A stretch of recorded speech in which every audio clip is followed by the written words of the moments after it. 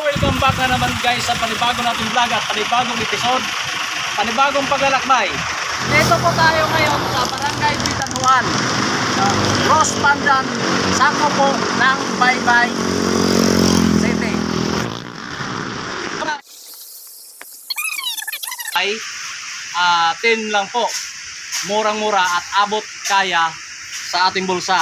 Meron pong pwedeng magdala rito ng mga bata, birthday, or mayroon po kayong okasyon na importante. So ikutin natin ang beach dito na Ross Pandan.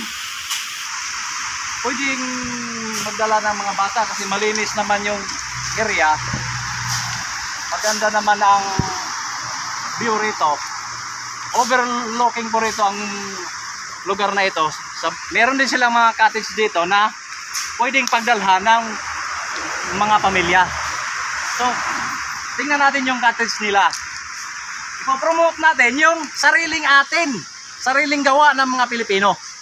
So, pwede tayong magbibideo rito if ever na meron kayong okasyon or meron kayong birthday. O kahit hindi birthday, kung gusto nyo lang talagang mapag-isip, mapag-isa, gusto nyo magmuni-muni, gusto nyo lang na tumingin sa magandang alon, magandang karagatan at malinis na kapaligiran. Mga bato na ito kasi parang tambak o parang import. Kasi kung mapapansin niyo yung gilid, resource na ito. Kasi bukod sa malinis, maliwalas, at pwede kayong magdala ng mga bata. Kasi wala namang mga delikadong yung nakakapinsala ng mga paa. So, pwede yung mga bata dito pwedeng maglaro, pwedeng maligo dyan sa dagat na yan.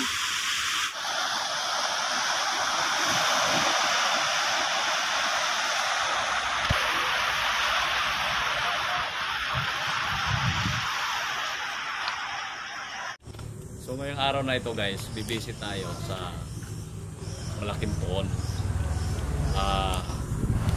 Bago tayo tutungo sa kabilang location natin at direksyon sa panibagong vlog. Tara guys.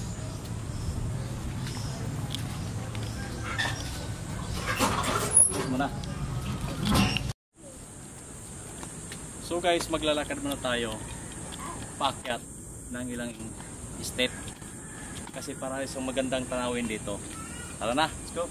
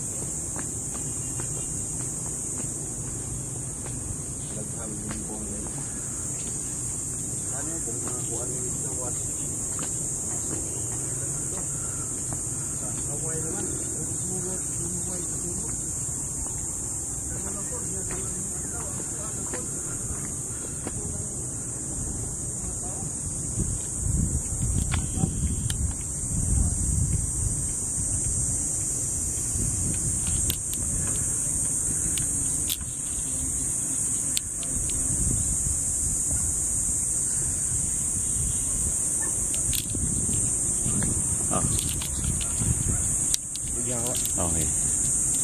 Umpisa ko dito pa ikot siya. Sige. Yan lang. Dito. Yan na. Pulay na po ito? Sige na yan. Ulitin ko po? Hindi, huwag na. So mula dito, tanaw natin yung buong city ng Masid. Ngayon paakyat tayo, malapit na tayo sa Poon. ng Mama Miri. So ngayon, punta na tayo. Maganda talaga dito dahil medyo paakyat siya. Ilang step. Kung mataba ka, kulang ka sa exercise, pumunta ka lang dito sa Puon or sa malaking simbahan ng Maasin sa Sardin Leyte. So guys, aakyat po tayo doon at bago tayo maghanap ng ibang location, dan na tayo sa kay Mama Miri. Tara guys.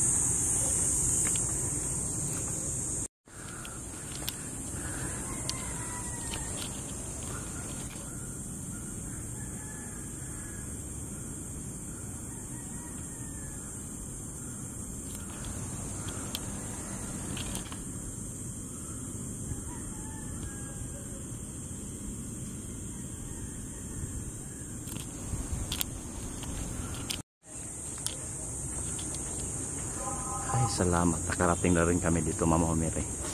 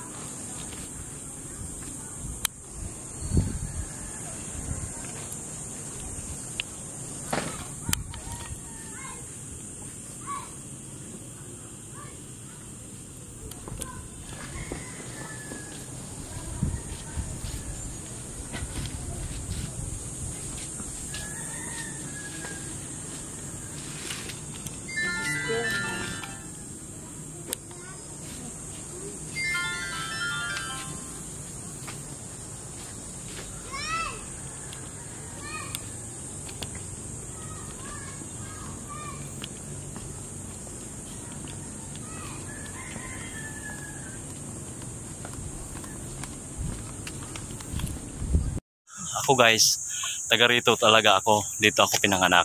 Subalit ngayon lang ako nakabalik dito uli. Ngayon, bibisitahin natin yung pinagmulan ko o silangan ko. Tara guys. Tuloy po kayo sa lugar namin. Ayan. Dito sa ano na to, makikita yung buong Maasin, Sardin Leyte. Ayan.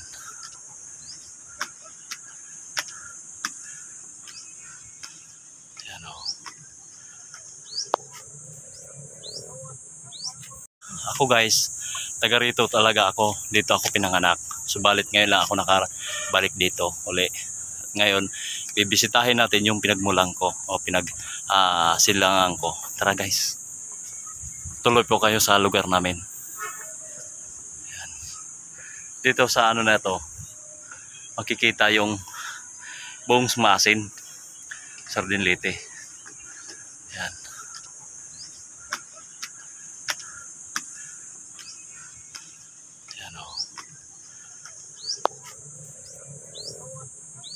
Guys, for the first time na pinagmulan ko, dito ako bininyagan. Ngayon lang uli ako nakabalik dito sa aking pinagmulan or sinilangang bayan.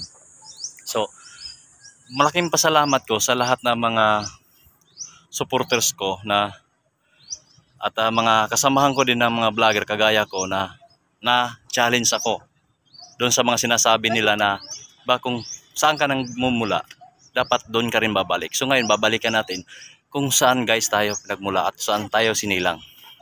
Ito yung Mama Miri na kilala sa buong Kabisayaan. Yan. Kung mapapansin ninyo, lahat ng nandito umaakyat, nagpipicture or nag-ehersesyo or nagpapapayat, di ba? Yung mga may mga malalaking katawan, dito talaga umakyat minsan.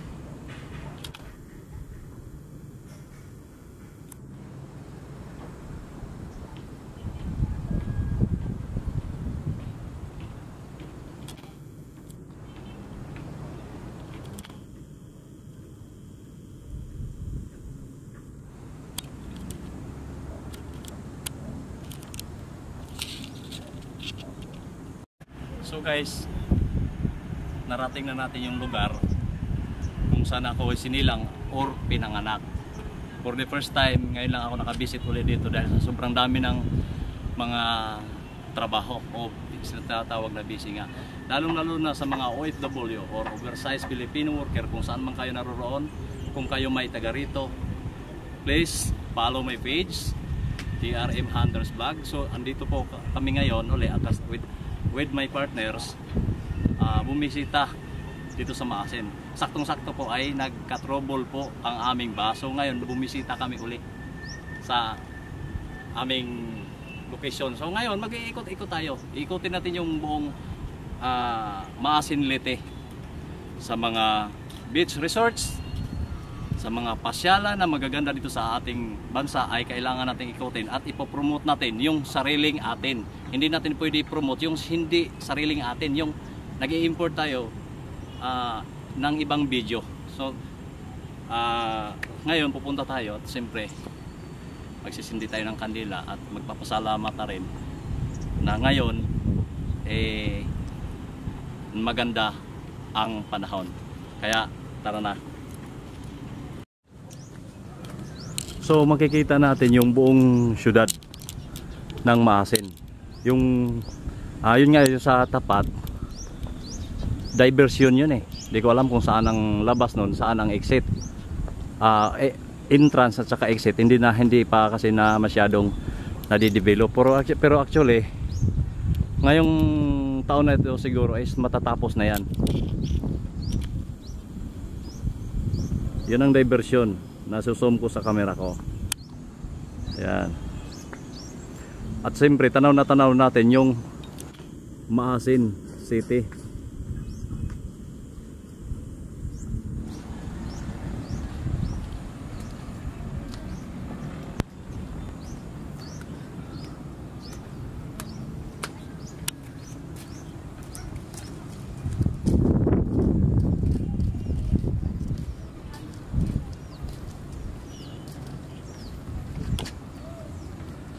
Kasi nung panahon na line of 90s is hindi pa to tapos.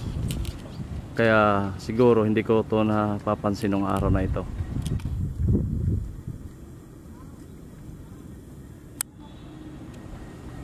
Maganda rito.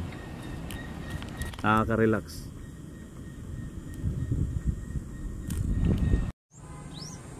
So guys, for the first time nasa nagmulang ko dito ako bininyagan.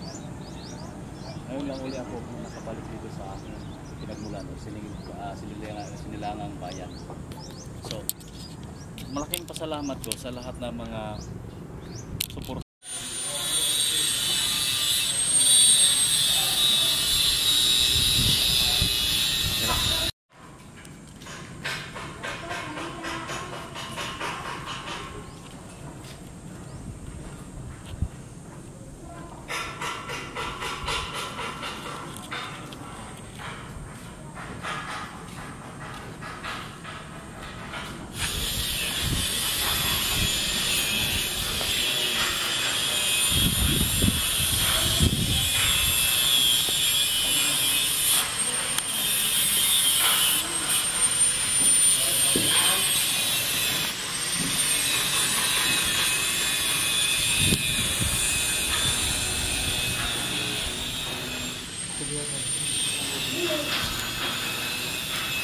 So guys, pauwi na po kami doon sa aming tahanan.